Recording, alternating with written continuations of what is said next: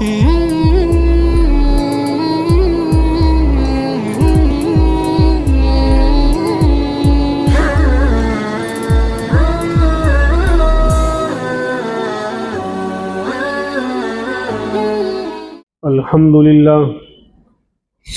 لله كفى وسلام على عباده الذين اصطفى أما بعد فأعوذ بالله من الشيطان الرجيم بسم الله الرحمن الرحيم قل إن كنتم تحبون الله فاتبعوني فقال الله تبارك وتعالى ما آتاكم الرسول فخذوه وما نهاكم عنه فانتهوا وقال الله تبارك وتعالى لقد كان لكم في رسول الله أسوة حسنة صدق الله العظيم اللهم صل على سيدنا محمد وعلى آل سيدنا محمد وبارك وسلم اللهم صل على سيدنا محمد وعلى آل سيدنا محمد وبارك وسلم اللهم صل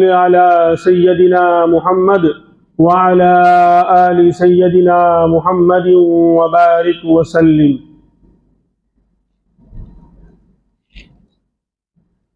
اسلام کا تیسرا مہینہ ربیع الاول اور اس کی آج 6 تاریخ ہے،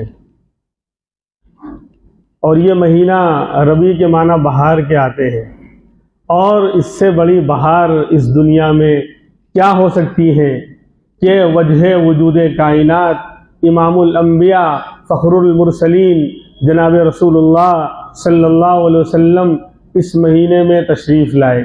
آپ کی ولادت باسعادت اسی مہینے میں ہوئی، تو ربیع الاول کے معنی ہی بہار کے آتے ہیں، تو بہار اس سے زیادہ اور کیا ہو سکتی ہے کہ دنیا کی سب سے بڑی ذات، دنیا کی سب سے بڑی ہستی اسی مہینے میں تشریف لائی۔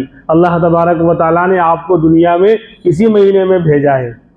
آپ کی شان بیان کرنا یہ کسی انسان کے بس کی بات نہیں۔ آپ کی شان کما حقہ، جو مقام اللہ رب العزت نے ہمارے اور آپ کے آقا امام الانبیاء محمد الرسول اللہ صلی اللہ علیہ وسلم کو عطا فرمایا، کسی انسان کے بس میں آپ کی کما حقہ شان بیان کرنا کسی کے بس میں ہی نہیں۔ کسی ماں نے وہ بچہ نہیں جنا کہ جو آپ کی شان کے مطابق آپ کی سیرت اور آپ کے اخلاق کو بیان کر سکے۔ اسی لیے بڑے بڑے شاعروں نے بہت کچھ لکھا، بہت کچھ کہا، لیکن آخر میں وہ بھی عاجز آ گئے۔ کہہ دیا قلم میرا قاصر زباں میری عاجز، قلم میرا قاصر زباں میری عاجز، محمد کی عظمت بتاؤں میں کیسے، ہے محبوب رب وہ امام الرسل وہ، فضائل مکمل سناؤں میں کیسے، ہے محبوب رب وہ امام الرسل وہ، فضائل مکمل سناؤں میں کیسے۔ کوئی شاعر کہہ رہا ہے لا يمكن الثناء كما كان حقه بعد خدا بزرگ کوئی قصہ مختصر، کہ یہ ایک پہلا مصرع جو ہے وہ عربی کا ہے، دوسرا جو ہے وہ فارسی کا ہے۔ شاعر نے دونوں کو جمع کر کے شعر کہا کہ سب کچھ بیان کرنے کے بعد، آپ کی شان، آپ کے مقام، آپ کی عظمت، آپ کی بڑائی کو بیان کرنے کے بعد آخر میں شاعر نے ہتھیار ڈال دیے اور یوں کہنے لگا کہ لا يمكن الثناء كما كان حقه، جیسا آپ کا حق ہے، جیسی آپ کی شان ہے، اس کے مطابق آپ کی ثنا خوانی اور آپ کی تعریف کوئی کر ہی نہیں سکتا، کسی کے بس میں ہے ہی نہیں۔ بس ایک جملہ کہتا ہوں، بعد خدا بزرگ توئی قصہ مختصر، خدا کے بعد، میں اس کو اپنے شعر میں کہتا ہوں اس کا ترجمہ، خدا کے بعد جتنی بڑائی ہے وہ میرے نبی کے حصے میں آئی ہے، خدا کے بعد جتنی عظمت اور بڑائی ہے وہ ساری کی ساری میرے نبی کے حصے میں آئی ہے۔ اللہ کے بعد اگر کبریائی، عظمت اور رفعت شان اگر کسی کی ہے تو وہ ہمارے نبی کی۔ شاعر نے کہہ دیا بس اللہ کے بعد اگر کوئی بڑا ہے تو امام الانبیاء کا مقام ہے، وہ میرے نبی کا مقام ہے، بس اس سے آگے میں کچھ کہہ نہیں سکتا۔ اسی لیے کہا کہ میرا منہ اور سرکار مدینہ کی ثنا خوانی، میرا منہ اور سرکار مدینہ کی ثنا خوانی مجھے معلوم ہے اپنے سخن کی تنگ دامانی، مجھے اچھی طرح معلوم ہے کہ میری زبان میں وہ طاقت نہیں، میری زبان کے اندر وہ بساط ہی نہیں کہ میں نبی کی تعریف کر سکوں۔ حسان بن ثابت شاعر اسلام وہ بھی فرماتے ہیں عربی میں، ما ان مدحت محمدا بمقالتی ولكن مدحت مقالتی بمحمد صلی اللہ علیہ وسلم۔ یعنی کیا کہہ رہا ہے شاعر کہ میں نے اپنے کلام سے نبی کی حمد و ثنا نہیں کی، بلکہ نبی کا تذکرہ آ گیا تو میرے کلام کی تعریف ہو گئی، میرے کلام کا مقام بڑھ گیا۔ یعنی میرے کلام میں وہ طاقت ہے ہی نہیں، میرے الفاظ میں وہ طاقت ہے ہی نہیں کہ میں اپنے کلام اور اپنے الفاظ کے ذریعے نبی کی تعریف اور مدح سرائی کر سکوں، بلکہ میں نے محمد الرسول اللہ کے ذریعے اپنے کلام کی تعریف کر لی کہ میرے کلام میں نبی کا ذکر آ گیا تو میرے کلام کا مقام بڑھ گیا۔ گویا نبی کا ذکر کر کے میں نے اپنے مقام کو، اپنے کلام کو بڑھا دیا، اپنے کلام کے مقام کو۔ بہرحال تو اللہ کے نبی یعنی شاعر آگے کہتا ہے، زمیں کاغذ کی ہو جائے سمندر ہو جائے سیاہی کا، زمیں کاغذ کی ہو جائے سمندر ہو جائے سیاہی کا، پھر بھی لکھ نہیں سکتا قلم کلمہ مصطفی کا۔ میں نے تھوڑی ترمیم کی، بدلا ہے اس کو آج کے عنوان سے کہ زمیں کاغذ کی ہو جائے، زمیں کاغذ کی ہو جائے سمندر ہو جائے سیاہی کا، پھر بھی لکھ نہیں سکتا قلم کلمہ مصطفی کا۔ یعنی قلم پوری زمین سمندر کو جو ہے سیاہی بنا دیا جائے اور زمین کو کاغذ بنا دیا جائے اور پھر سارے درختوں کو قلم بنا دیا جائے اور اس سے میرے نبی کی شان لکھی جائے، لیکن قلم ٹوٹ جائیں گے، ختم ہو جائیں گے اور سمندر کا پانی سوکھ سکتا ہے، لیکن میرے نبی کو اللہ نے جو مقام دیا ہے، جو مقام بالا اور رفعت اور عالی شان مقام عطا فرمایا ہے، اس کی عظمت کو ہم بیان نہیں کر سکتے۔ تو پھر جب ہم بیان نہیں کر سکتے تو پھر ہم جمع کیوں ہوئے ہیں، ہم یہاں پر آئے کیوں ہیں؟ تو کہا نام لکھانے کے لیے، نام کچھ تذکرہ ہو جائے امام الانبیاء کا، محمد الرسول اللہ کا، تاکہ ہمارا نام بھی نبی کی تعریف کرنے والوں میں، نبی کی ثنا خوانوں میں، نبی کی نعت پڑھنے والوں میں اور نبی کی بڑائی اور عظمت کو بیان کرنے والوں میں ہمارا بھی نام آ جائے۔ ہماری اور آپ کی مثال مصر کی اس بڑھیا کی طرح ہے۔ حضرت یوسف علیہ السلام حسن کے پیکر، بہت ہی خوبصورت اللہ کے نبی، جب ان کو مصر کے بازار میں نیلام کیا جا رہا تھا، بیچا جا رہا تھا، تو ایک بڑھیا روئی کی گٹھری لے کر مصر کے بازار میں پہنچ گئی۔ کسی نے کہا کہ مائی کہاں جا رہی ہو؟ کہا میں نے سنا ہے کہ یوسف کو کی نیلامی ہو رہی، ان کو یعنی بیچا جا رہا ہے تو ان کو خریدنے جا رہی ہوں۔ تو کسی نے کہا ارے یوسف کو خریدنے کے لیے تو خزانے آئے ہیں، بادشاہت آئی ہے، حکومتیں آئی ہیں، بڑے بڑے تاجر اور بڑے بڑے وزراء آئے ہیں، تمہاری وہاں کیا حیثیت، تمہارا وہاں کیا مقام، کیا ویلو؟ کہا بات برابر ہے، مجھے معلوم ہے کہ میں یوسف کو خرید نہیں سکتی، لیکن جب کل قیامت میں اللہ رب العزت پوچھیں گے کہ میرے نبی کو خریدنے کون کون آیا تھا، تو میرا نام نبی کی خریداروں میں آ جائے گا کہ میں بھی نبی کے عزت کو بچانے کے لیے، اپنے گھر پر لانے کے لیے میں بھی خریدنے گئی تھی۔ تو ہم بھی کل قیامت میں کہ ہمارا نام نبی کی تعریف کرنے والوں میں اور نبی سے محبت کرنے والوں میں آ جائے، اس لیے ہم نبی کا تذکرہ کر رہے ہیں۔ بہرحال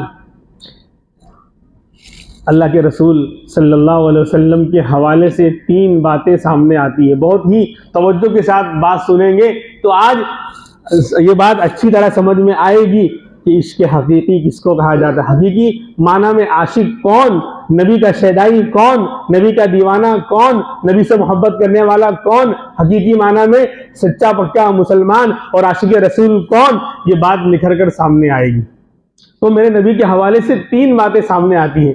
نمبر 1، نبی کی میلاد کو بیان کرنا، یعنی آپ کی ولادت اور آپ کی پیدائش کا تذکرہ کرنا۔ ولادت پر یعنی آپ کی جب ولادت ہوئی، آپ جب دنیا میں تشریف لائے، اس کا ذکر کرنا، اس کا تذکرہ کرنا کہ وہ صبح ساری صبحوں میں اعلیٰ جس میں آپ تشریف لائے، وہ دنوں میں اعلیٰ جس میں آپ تشریف لائے، وہ راتوں میں اعلیٰ جہاں آپ چل کر گئے، اور وہ ساعت، وہ گھڑیوں میں اعلیٰ جس میں آپ تشریف لائے۔ میرے نبی نے جب آپ مسکرائے وہ ساعت ساری ساعتوں میں اعلیٰ، جب آپ نے ہاتھ اٹھا کر اللہ سے مانگا وہ گھڑی ساری گھڑیوں میں اعلیٰ۔ تو اللہ کے رسول آئے تو دنوں کو بھی عظمتیں مل گئی، وہ شہروں میں اعلیٰ جو جہاں آپ تشریف لائے، وہ گلی گلیوں میں اعلیٰ جہاں سے آپ گزرے، وہ بستیوں میں اعلیٰ جہاں پر آپ کا قیام رہا۔ بہرحال جو بھی میرے نبی کے ساتھ جڑ گیا اس کا مقام بھی بڑھ گیا کہ آپ آئے تو دنوں کو بھی عظمتیں مل گئی، راتوں کو بھی عظمتیں مل گئی، شہروں کو بھی عظمتیں مل گئی، بستیوں کا مقام بھی بڑھ گیا، ان ساعتوں کو بھی عظمتیں مل گئی جو ساعت میرے نبی کے ساتھ جڑ گئی۔ ہاں میرے بھائی، اگر ہم بھی جڑ جائیں گے کہ ابو بکر جڑ گئے تو صدیق اکبر بن گئے، حضرت عمر جڑ گئے تو فاروق اعظم بن گئے، حضرت عثمان جڑ گئے تو ذوالنورین اور سارے حیا کے پیکر بن گئے، حضرت علی جڑ گئے تو علی مرتضیٰ اور ذوالفقار بن گئے اور نبی کے عاشق بن گئے، بلال جڑ گئے تو عاشق رسول، اور اللہ نے عظمت کا وہ مقام دیا کہ کعبۃ اللہ پر چڑھ کر اللہ اکبر کی صدائیں بلند کرنے والے بن گئے۔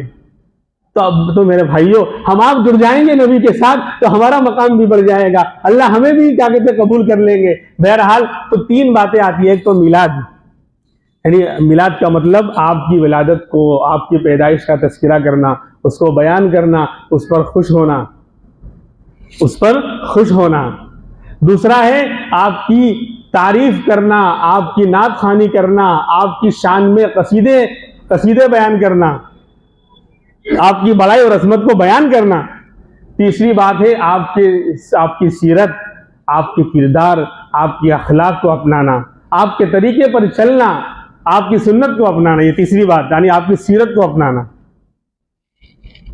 تو پہلی بات آپ کی میلاد کا تذکرہ، آپ کی ولادت کا تذکرہ کرنا، اس پر خوش ہونا۔ تو یہ کام تو اس زمانے میں ابو لہب نے بھی کیا، ابو طالب نے بھی کیا، مکہ کے ہر شریف انسان نے کیا۔ جب آپ کی ولادت ہوئی، آپ کی پیدائش ہوئی، اس پر خوشی، اس پر ابو لہب بھی خوش ہوا، اس نے باندی کو آزاد کیا تھا، ابو طالب نے بھی خوشی منائی، وہ بھی خوش ہوئے نبی کی ولادت پر۔ آج دھوکہ دیا جاتا ہے، ایک ہے ولادت پر خوش ہونا، دنیا کا کون سا مسلمان ہے جو میرے نبی کی ولادت کا تذکرہ ہو اور وہ خوش نہ ہو؟ ایک ہے خوش ہونا، ایک ہے خوشی منانا، دونوں میں زمین آسمان کا فرق ہے، اس کو میں بھی بعد میں بتاؤں گا۔ ایک ہے خوش ہونا، ایک ہے خوشی منانا غلط طریقے پر۔ تو آج یہ دھوکہ دیا جاتا ہے کہ شیطان ابلیس وہ ناراض ہے اور جو نبی کا عاشق ہے وہ آپ کی ولادت پر خوش ہوگا، بولتے ہیں خوش ہوگا لیکن مناتے ہیں خوشی غلط طریقے پر، وہ طریقے وہ ثابت نہیں کر پائیں گے۔ بہرحال تو میلاد کا مطلب کیا ہوا؟ آپ کی ولادت پر خوش ہونا، آپ کی ولادت کا تذکرہ کرنا۔ یہ کام تو ابو لہب نے بھی کیا تھا، ابو طالب نے بھی کیا تھا۔ دوسری بات میں نے بیان فرمائی کہ نبی کی شان بیان کرنا، آپ کی تعریف کرنا، آپ کی شان میں قصیدہ خوانی کرنا، نعت پڑھنا، یہ کام بھی ابو طالب نے بھی کیا۔ وہ خوش بھی ہوا ولادت پر، ابو طالب خوش بھی ہوئے ولادت پر، اور آپ کی شان میں قصیدے پڑھے، حالانکہ مسلمان نہیں تھے۔ یعنی فرمایا اِنَّ دِینَ مُحَمَّدٍ خَيْرُ أَدْيَانِ بَرِيَّةٍ کہ بھتیجے تیرا دین سارے دینوں کا سردار ہے، اے بھتیجے تیرا دین سارے دینوں کا سردار ہے۔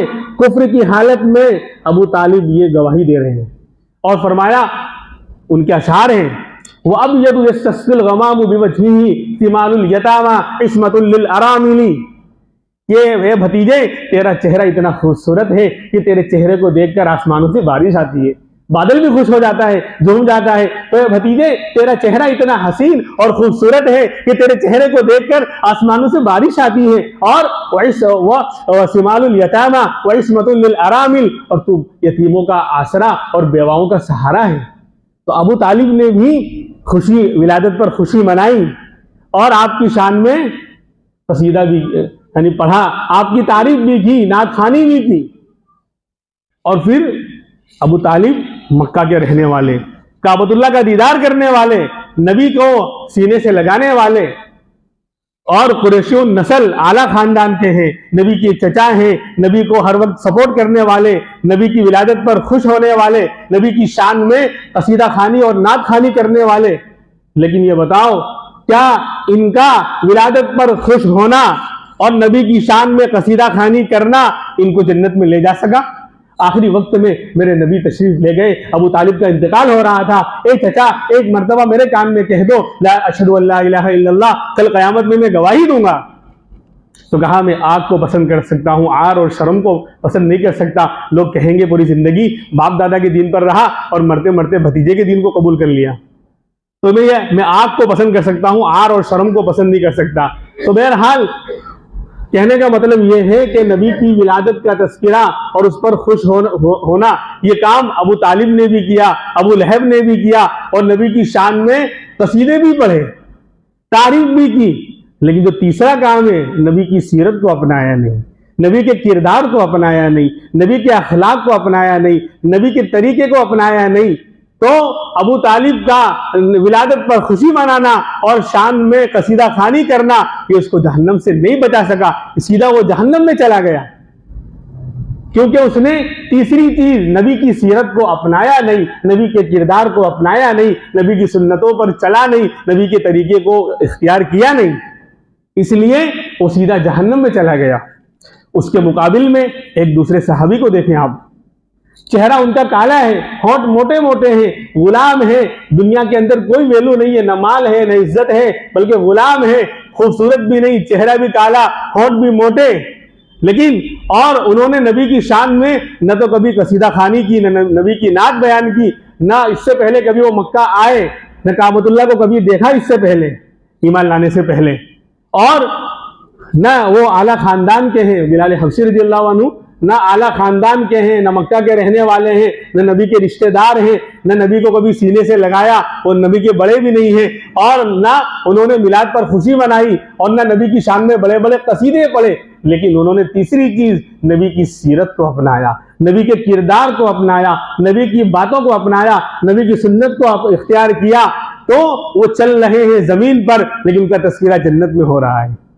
بلال حبشی کا تذکرہ چل رہے ہیں زمین پر، تذکرہ جنت میں ہو رہا ہے، کیونکہ انہوں نے ان دو باتوں کے ساتھ تیسری چیز نبی کی سیرت اور کیریکٹر اور اخلاق کو اپنایا، اپنی زندگی میں اس کو ڈھالا، سنت پر اپنے آپ کو قربان کیا، تو چل رہے ہیں زمین پر اور تذکرہ جنت میں ہو رہا ہے۔ تو پتا چلا کہ سیرت اصل ہے، کردار کو اپنانا اصل ہے، نبی کے طریقے پر چلنا اصل ہے، سنتوں کو اپنانا اصل ہے۔ سیرت منائی جاتی ہے یا اپنائی جاتی ہے؟ کردار اور کیریکٹر کو منایا جاتا ہے یا اپنایا جاتا ہے؟ یہ دھوکہ لگ رہا ہے۔ تو ابو طالب کا نبی کی ولادت پر خوشی کرنا اور نعت خوانی کرنا اور تعریف کرنا وہ اس کو جنت میں نہیں لے جا سکا، لیکن کیونکہ سیرت کو انہوں نے اپنایا نہیں، نبی کی باتوں کو اپنایا نہیں، سنت پر نہیں چلے، آپ کے کردار کو اور کیریکٹر کو اپنایا نہیں، اس لیے وہ ناکام ہوئے۔ اور ایک دوسرے صحابی کو دیکھو، اللہ کے رسول صلی اللہ علیہ وسلم نے مسجد میں فرمایا لوگوں بیٹھ جاؤ۔ دیکھو صحابہ کس طرح آپ کی باتوں کو پر عمل کرتے تھے، آپ کی سیرت کو اپناتے تھے۔ آپ نے مسجد میں فرمایا لوگوں بیٹھ جاؤ، سارے صحابہ فوراً بیٹھ گئے، آپ نے جو بیان کرنا تھا بیان کیا۔ جب اٹھ کر آپ جانے لگے تو دیکھا ایک صحابی دروازے کی دہلیز پر بیٹھے ہوئے ہیں، اور برابر نہیں بیٹھے ہوئے ہیں، ایک پاؤں دہلیز پر ایک پاؤں نیچے ہے، اور اسی حال میں بھی بیٹھے ہوئے ہیں۔ تو آپ نے پوچھا کہ عبداللہ بن مسعود یہ کیا طریقہ ہے، یہ کیا طریقہ ہے، تم سیدھے کیوں نہیں بیٹھے، اتنی تکلیف کے ساتھ بیٹھے ہو، ایک پاؤں اوپر ایک پاؤں نیچے ہے؟ کہا کہ جب آپ کا فرمان میرے کانوں میں پڑا کہ لوگوں بیٹھ جاؤ، تو اب مجھ سے یہ نہیں رہا جا سکا کہ فرمان پر عمل کرنے میں دیر کروں، میں ویسے ہی بیٹھ گیا، یہاں تک کہ سیدھا بھی نہیں ہوا۔ پھر آپ اٹھ کر مسجد سے باہر نکلے تو دیکھا بکریوں کے باڑے میں جہاں بکریاں باندھی جاتی ہیں وہاں اس کے باڑے میں ایک صحابی ابو دردہ بیٹھے ہوئے ہیں۔ پوچھا ابو دردہ تم یہاں کیوں بیٹھے ہو؟ میں نے مسجد والوں سے کہا تھا کہ بیٹھ جاؤ، مجھے بیان کرنا تھا۔ تو اس کا ترجمہ ابو دردہ نے جواب دیا نا، اس کا ترجمہ شاعر نے اپنے شعر میں کہا ہے، درد مندوں سے نہ پوچھ کہاں بیٹھ گئے، درد مندوں سے نہ پوچھ کہاں بیٹھ گئے، تیری محفل میں غنیمت ہے جہاں بیٹھ گئے۔ بات آپ کے حکم کی ہے اللہ کے رسول، بات آپ کے کردار کی ہے، بات آپ کے اخلاق کی ہے، بات آپ کی سیرت کی ہے۔ اب جب کانوں میں آپ کا فرمان پڑھ رہا ہے بیٹھ جاؤ، تو ابو دردہ سے یہ نہیں ہو سکتا کہ آپ کے حکم کے خلاف کرے، تو میں بکریوں کے باڑے میں بکریوں کے بیچ میں ہی بیٹھ گیا۔ تو صحابہ نے سیرت کو اور کردار کو اپنایا. صرف ولادت پر خوش ہونا اور چیخنا چلانا نہیں کیا, صرف نعت خوانی نہیں کی, بلکہ آگے بڑھ کر سیرت کو اور نبی کی کردار اور اخلاق کو اپنایا. اس لیے ان کا مقام اللہ نے اونچا کیا. آج پوری دنیا کا عیسائی, پوری دنیا کے کرسچن لوگ 25 دسمبر کو کرسمس ڈے, اپنے نبی عیسیٰ علیہ السلام کا یوم پیدائش, برتھ ڈے مناتے ہیں. کیوں؟ ان کو معلوم ہے کہ ایک دن صرف جو ہے یوم پیدائش منا لو اور پھر جو ہے آزاد, پھر چھٹی. کیوں؟ انہوں نے طریقہ اپنایا کہ عیسیٰ علیہ السلام کے کردار سے جان کیسے چھڑائی جائے, آپ کی سیرت سے جان کیسے چھڑائی جائے, اور انجیل جو آپ لے کر آئے اس سے جان کیسے چھڑائی جائے, اللہ کے حکم سے جان کیسے چھڑائی جائے. تو طریقہ یہ اپنایا کہ ایک دن 25 دسمبر کو جمع ہو جاؤ اور آپ کا یوم پیدائش منا لو, پھر چھٹی. تو یہ طریقہ, یہ ماڈل اختیار کیا عیسائیوں نے کہ ایک دن وہ جمع ہوتے ہیں, ناچتے گاتے ہیں اور شور شرابہ اور خرافاتیں کرتے ہیں اور بدکاریاں کرتے ہیں, شراب پیتے ہیں اور یوم پیدائش منا کر چھٹی. کیوں؟ تاکہ سیرت عیسوی سے جان چھڑا لی جائے. عیسیٰ علیہ السلام کے نہ کردار کو اپنانا پڑے, نہ سیرت کو اپنانا پڑے, نہ دین عیسیٰ پر چلنا پڑے, نہ اللہ کے فرمان کو ماننا پڑے. تو ایک دن ناچ لو, کود لو, اچھل لو, خوشی منا لو, باقی پورے سال چھٹی. یہی ماڈل آج کا مسلمان اختیار کر رہا ہے. اب انہوں نے بھی یہ طریقہ نکالا کہ دین محمدی سے جان کیسے چھڑائی جائے, قرآن سے جان کیسے چھڑائی جائے, اللہ کے رسول کی سیرت اور کردار سے جان کیسے چھڑائی جائے, اللہ کے حکم سے جان کیسے چھڑائی جائے. تو ایک دن بس خوشی منا لو, پھر چھٹی. نبی کا برتھ ڈے منا لو, یوم پیدائش منا لو, پھر باقی پورے سال چھٹی. تو یہ اسلامی طریقہ نہیں ہے. اصل سیرت کو اور کردار کو اور کیریکٹر کو اپنانا ہے. جو نہیں اپنائے گا وہ سچا مسلمان, سچا عاشق رسول نہیں کہلا سکتا. قرآن کریم کی 114 صورتیں ہیں. 114 صورتوں میں یہ حکم تو آیا ہے کہ نبی کے کردار کو اپناؤ, نبی کی سیرت کو اپناؤ, نبی کی بات مانو, جو کہیں اس کو کرو, جس سے منع کرے اس سے رک جاؤ. یہ تو آیا ہے, لیکن یہ کہیں نہیں آیا کہ ولادت پر خالی چیخ لو, چلا لو, خوشی منا لو, ناچ لو, گا لو. یہ کسی ایک صورت میں بھی نہیں آیا, نہ نبی کے فرمان میں آیا, نہ قرآن میں آیا. یہ تو آیا ہے کہ نبی کی سیرت کو اپناؤ, نبی کی سنت کو اپناؤ, نبی کے کردار کو اپناؤ, جو کہے اس کو لو اور جس سے منع کرے اس سے رک جاؤ. لیکن یہ کہیں نہیں آیا کہ ولادت پر جھنڈیاں لگاؤ اور میوزک بجاؤ اور ڈی جے بجاؤ اور یوں کرو اور یوں کرو. یہ کہیں نہیں آیا. بس خالی شان بیان کر دو, نعت خوانی کر لو, پھر ختم. اس دن بھی فرض نہیں ادا کرنا ہے, اس دن کی فرائض کا بھی خیال نہیں, تو بعد میں کیا خیال رکھے گا. اس لیے میرے بھائیوں, ہمیں سمجھنے کی ضرورت ہے. اللہ ہمیں سمجھ عطا فرمائے کہ سیرت کو اختیار کرنا اور نبی کے طریقے کو اپنانا ہی اصل ہے. تب جا کر ولادت پر خوش ہونا اور نعت خوانی کرنا یہ قبول ہوگا. اگر ہم نے جھوم جھوم کر کہ نبی کی نعت تو خوب پڑھی, کہ نبی کا نام آیا تو جھوم جاتے ہیں, اور جب نبی کا فرمان آتا ہے تو وہاں سے گھوم جاتے ہیں. جب نبی کی بات آتی ہے, آپ کے کردار کی بات آتی ہے, عمل کرنے کی بات آتی ہے, تو وہاں سے گھوم جاتے ہیں. یہ عاشق رسول ہونے کی علامت نہیں ہے. خیر, آپ کی ولادت 9 ربیع الاول کو ہوئی. آپ سب سونک رہے ہیں, یہ کیا بول رہا ہے.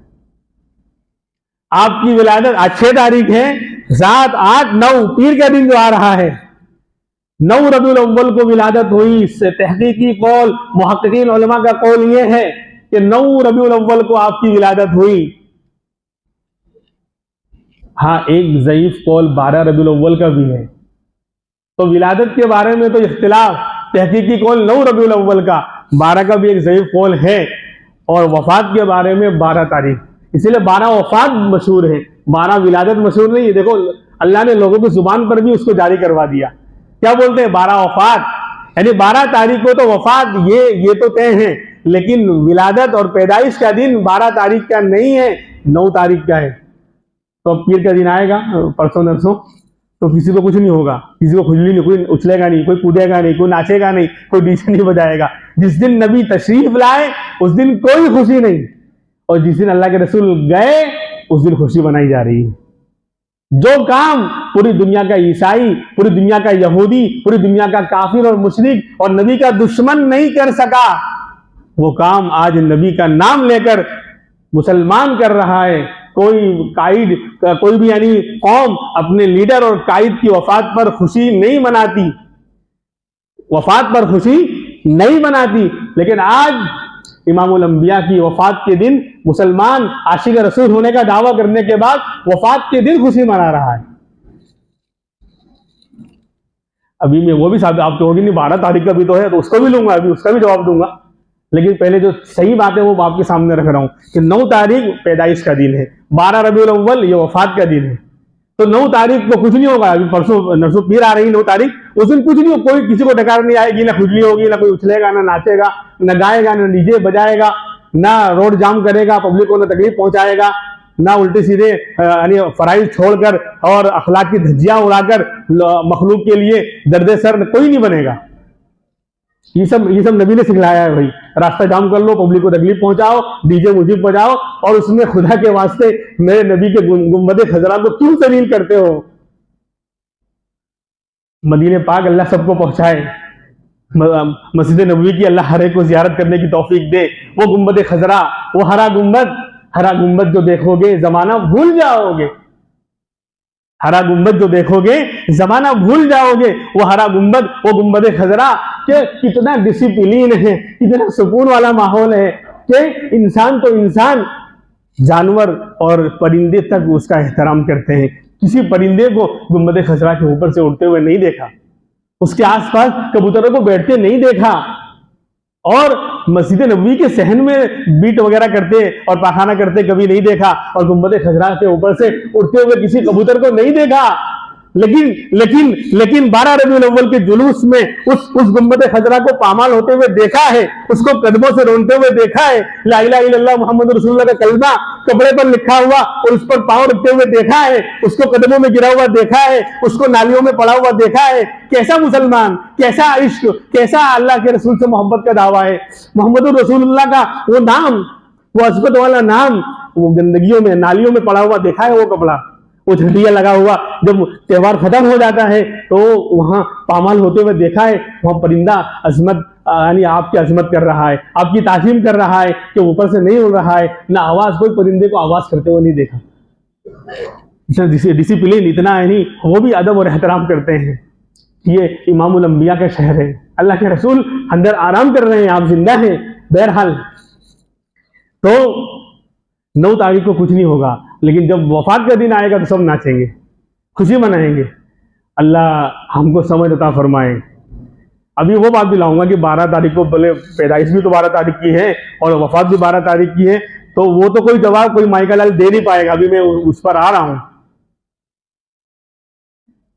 जिस दिन हमारे नबी का आज से 1400 साल पहले जब इंतकाल हुआ, मौलाना अबुल कलाम आजाद रहमतुल्लाह ने लिखा है कि जो खड़ा था वो खड़ा रह गया, जो बैठा था वो बैठा रह गया। पूरे मदीने में कोहराम बरपा है और मसाइब और मुसीबतों का पहाड़ टूटा हुआ है। सहाबा इकराम पर वो उनकी दुनिया और उनकी राहत और आराम सब छिन गया है। सिद्दीक अकबर फरमाते हैं कि मैं आया, मैंने देखा मस्जिद नबवी के अंदर सहाबा इकराम की एक जमात रो रही है कोने में बैठकर। बड़ी बड़ी सफेद दाढ़ियों वाले सहाबा खून से उनकी आंसू से उनकी दाढ़ियां तर हैं, खूब रो रहे हैं, और सहाबा की एक जमात ऐसी है बिल्कुल गुमसुम है, न बोल रही है न किसी से बात कर रही है। वो बिल्कुल गम के अंदर, ऐसा उन पर गम का पहाड़ टूटा है कि उनको किसी से बात करने का भी होश नहीं है। हजरत उमर जैसा बहादुर आदमी नंगी तलवार लेकर घूम रहा है कि नहीं मेरे नबी का इंतकाल नहीं हुआ, जो ये कहेगा मेरे नबी का इंतकाल हो गया है उसकी गर्दन उड़ा दूंगा। मेरे नबी अल्लाह से मिलने गए हैं, मेराज पर गए हैं, अभी तशरीफ लाएंगे। नहीं। और हजरत अली आए, चेहरे से चादर हटाई और कहा, ए अल्लाह के रसूल, आपने रोने से मना किया है, नोहा खानी करने से मना किया है। अगर आपने मना न किया होता तो आज अली अपने आंसुओं से आपको गुसल दे देता। सिद्दीक अकबर आए, वो बाहर चले गए थे इजाजत लेकर और दूसरी बीवी से मिलने मदीना के बाहर। उस वक्त तबीयत अच्छी थी आपकी, आपने इजाजत दे दी थी, लेकिन इंतकाल हो गया।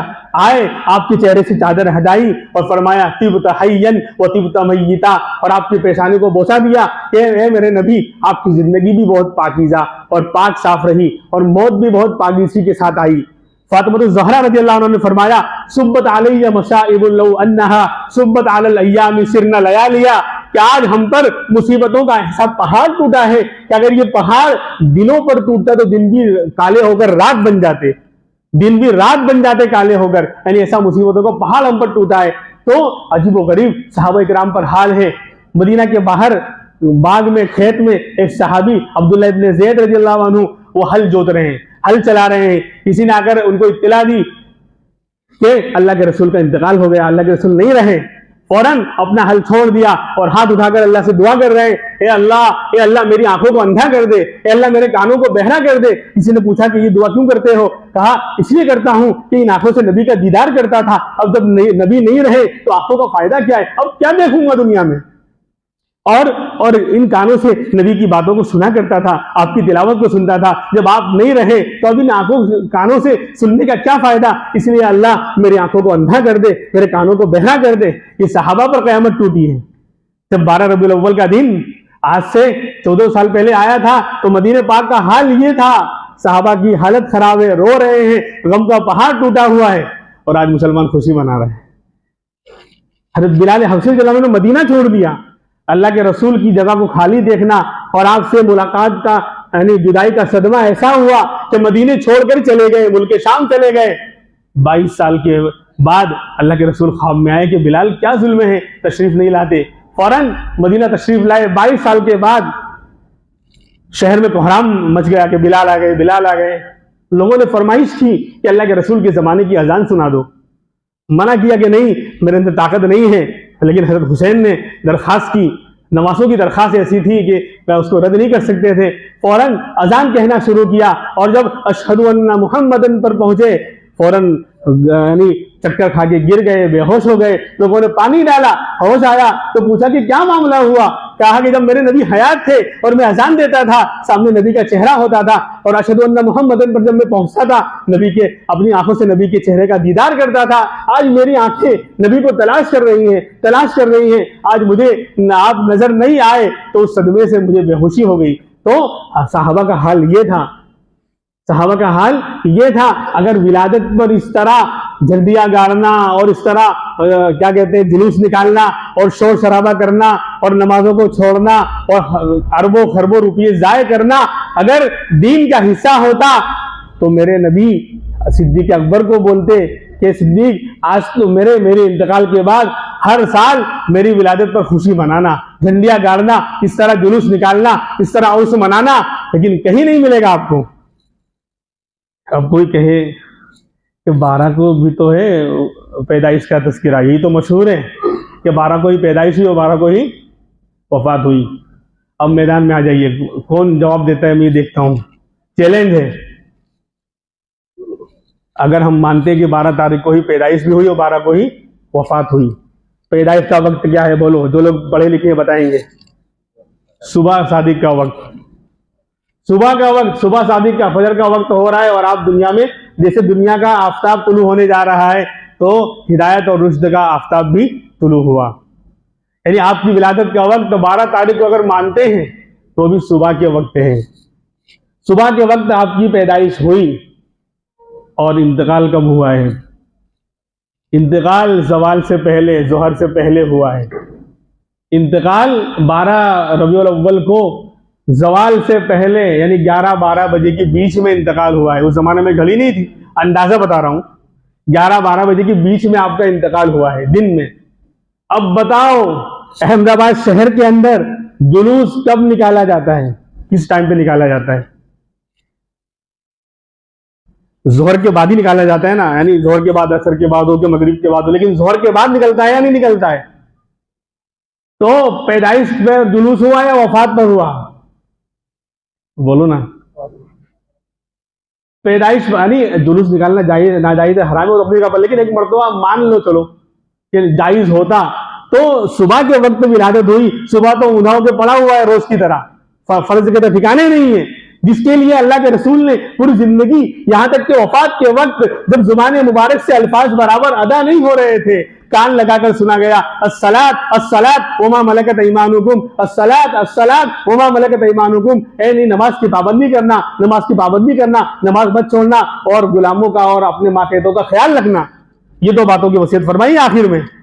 اور آپ کا عمل بھی ہے کہ بیماری کے دنوں میں اس پوزیشن میں بھی آپ تشریف لائے کہ دو صحابہ کے کندھوں پر، فضل ابن عباس، حضرت علی رضی اللہ عنہما کے کندھوں پر سہارا دے کر پاؤں زمین پر نہیں پڑ رہا ہے، گھسٹ رہا ہے، گھسٹتے ہوئے امام الانبیاء محمد الرسول اللہ، دنیا کی سب سے بڑی ہستی، مسجد میں اللہ کے سامنے اپنی پیشانی جھکانے کے لیے تشریف لا رہی ہے اور یہ امت کو پیغام دے رہی ہے نماز کسی حال میں معاف نہیں ہے.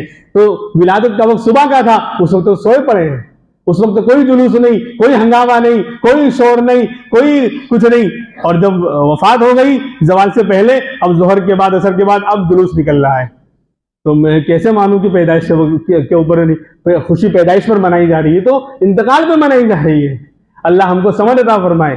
اللہ ہم کو، ہاں کوئی کہہ سکتا ہے کہ بھئی ابھی اس زمانے میں جب آپ کا انتقال ہوا سامنے نبی کا جنازہ تھا، خوشی کیسے مناتے ہیں؟ کہ باپ کا جنازہ رکھا ہو کوئی خوشی مناتا ہے؟ کوئی خوشی منا کر دکھائے. ماں کا جنازہ رکھا ہو کوئی خوشی منا کر دکھائے. بیوی کا اور بیٹوں کا اور اولاد کا جنازہ رکھا ہو کوئی خوشی منا کر دکھائے. ارے اپنے گھر کی بات چھوڑو، ہمارے گھر میں شادی ہے لیکن پڑوس میں اور محلے میں کسی کے گھر میں میت ہو گئی تو بھی بندہ یہاں شادی کے موقع پر خوشی نہیں مناتا.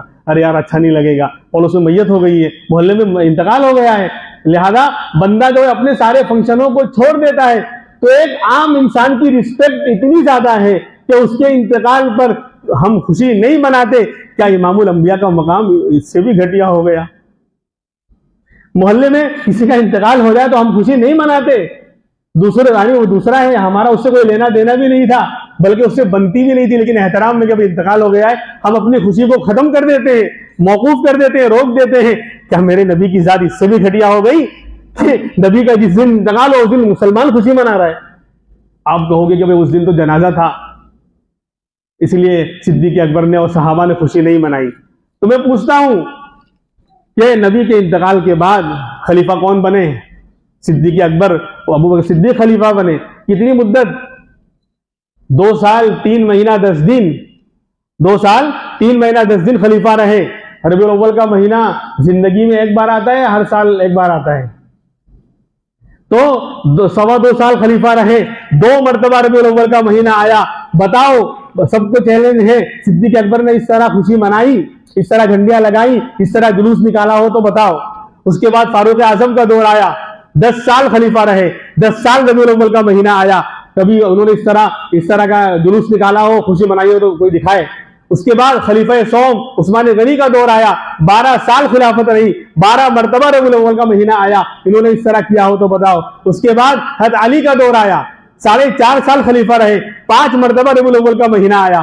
اس کے بعد حضرت امیر معاویہ کا دور آیا، 19 سال خلافت رہی، 19 مرتبہ ربیع الاول کا مہینہ آیا. اس کے بعد عمر بن عبد العزیز رحمۃ اللہ علیہ کا دور آیا، 2 سال خلیفہ رہے، 2 مرتبہ ربیع الاول کا مہینہ آیا. اس کے بعد امام اعظم ابو حنیفہ رحمۃ اللہ علیہ 70 سال کی زندگی ہوئی، 70 مرتبہ ربیع الاول کا مہینہ آیا. اس کے بعد امام مالک رحمۃ اللہ علیہ 86 سال کی عمر ہوئی، 86 مرتبہ ربیع الاول کا مہینہ آیا. اس کے بعد امام شافعی رحمۃ اللہ علیہ 54 سال کی عمر ہوئی، 54 مرتبہ 54 مرتبہ ربیع الاول کا مہینہ آیا. اس کے بعد امام احمد بن حنبل کا دور آیا، 77 سال کی عمر ہوئی، 77 مرتبہ ربیع الاول کا مہینہ آیا. اس کے بعد امام یوسف رحمۃ اللہ علیہ جو ہمارے امام ہیں دوسرے نمبر کے، 69 مرتبہ 69 مرتبہ ربیع الاول کا مہینہ ان کی زندگی میں آیا. اس کے بعد امام محمد رحمۃ اللہ علیہ 57 مرتبہ ربیع الاول کا مہینہ آیا. اس کے بعد امام بخاری کے دور میں 57 مرتبہ 64 مرتبہ ربیع الاول کا مہینہ آیا. اس کے بعد امام مسلم رحمۃ اللہ علیہ کے دور میں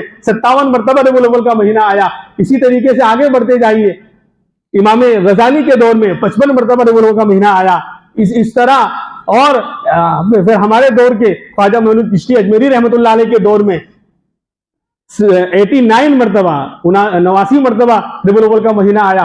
خیر پوری تاریخ آپ اٹھا کر دیکھیں گے تو ہمارے اس 1900 یعنی 1200 سال تک احمد رضا بریلوی کے دور تک 4 لاکھ محدثین، مفسرین، علماء، صلحاء کے دور میں ربیع الاول کا مہینہ آتا رہا، کسی نے اس طرح خرافاتیں کی ہو، اس طرح جھنڈیاں لگائی ہو، اس طرح جلوس نکالا ہو، اس طریقے سے جو ہے امت کو گمراہ کیا ہو، راستہ جام کیا ہو، اور بد کرداری اور کیریکٹر لیس کارناموں کا مظاہرہ کیا ہو، مسلمان راستہ روکنے والا ہوتا ہے، مسلمان چیخنے چلانے والا ہوتا ہے، مسلمان کسی کو تکلیف پہنچانے والا ہوتا ہے۔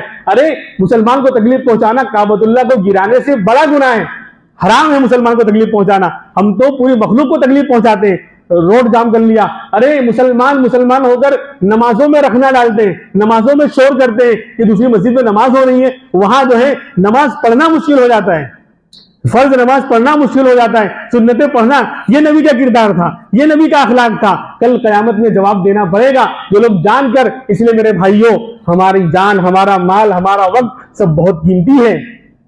یہ کوئی سرسری نہیں ہے، میں مسئلہ سب صاف کر رہا ہوں کہ خرافاتوں میں، بدعتوں میں اور اللہ کے رسول کے خلاف اپنے وقت کو لگانا، اپنے مال کو لگانا، اپنی جان کو لگانا بالکل حرام ہے۔ اس لیے اس طرح کی چیزوں میں جو دین سے دور کرنے والی ہے، نبی کو تکلیف پہنچانے والی ہے، دین کا اس سے کوئی واسطہ نہیں۔ اس طرح کے جلوسوں میں نہ جان خرچ کی جائے گی، نہ مال خرچ کیا جائے گا، اور نہ وقت دیا جائے گا۔ ایسی جگہ کھڑے ہونا بھی ساتھ دینا ہے۔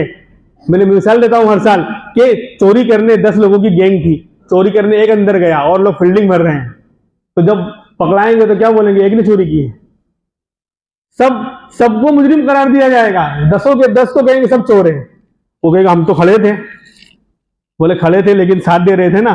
تو کھڑے ہونا بھی جلوسوں میں، اور دیکھنا کہ کون کیسے ناچ رہا ہے، کون کیسے اچھل رہا ہے، اور کون گنبد خضرا کی پامالی کیسے کر رہا ہے، اس کو پیروں سے کون روند رہا ہے، کلمے کے اوپر چپل کون رکھ رہا ہے، ان سب خرافاتوں کو دیکھنے کے لیے کھڑے ہونا بھی ناجائز اور حرام ہے۔ اس لیے بلکہ سبق ملتا ہے کہ اللہ کے رسول کی زندگی ہمیں کیا سبق دے رہی ہے، ہمارے لیے عبرت کا سامان اور مقام کیا ہے کہ نبی نے آخری دم تک دین کے لیے اپنا جان، مال، وقت سب کچھ قربان کیا۔ تو یہ مہینہ ہمیں یہ سبق دیتا ہے کہ ہم جو ہے ہر وقت دین کے لیے اپنے جان، مال، وقت کو قربان کرنے کے لیے تیار رہے۔ اللہ رب العزت ہمیں نبی کا سچا عاشق بنائے، سچا عاشق بنائے، اور ہر طرح کی خرافاتوں سے بچنے کی، اور اس میں اپنا جان، مال، وقت لگانے سے بچنے کی اللہ ہمیں توفیق عطا فرمائے۔ وآخر دعوانا الحمدللہ رب العالمین۔